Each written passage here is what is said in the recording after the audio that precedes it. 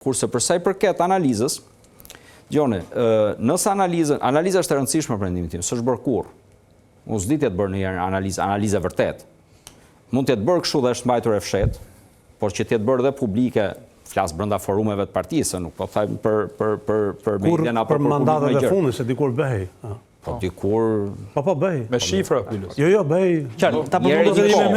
Për sa kohë ndjekun politikën nuk e kam parë të bëhet korrekte. Nga krau tjetër nuk është dhe besueshme. Po ta bëjmë ne. Nuk është e besueshme më. Pra po ta bëj ky grup parlamentar dhe kjo kryesi nuk është e besueshme. Unë do të thoya që do ishte mirë për shembull disa institucione serioze si KASI apo IRI mund ta marrin përsipër dhe ta ndihmojnë nga ky drejtim ekspertët e vet. Do ishte ndihmë e madhe dhe besueshmëria do jetë e madhe. Por ama mbas analizës duhet dhe reflektimi serioz. Kush ka lirë se duhet ta sqarojmë cili kas? Fondacioni Gjerman. Fondacioni Konrad Adenauer. Jo, kas se ka dhe ajo e KQZ-s.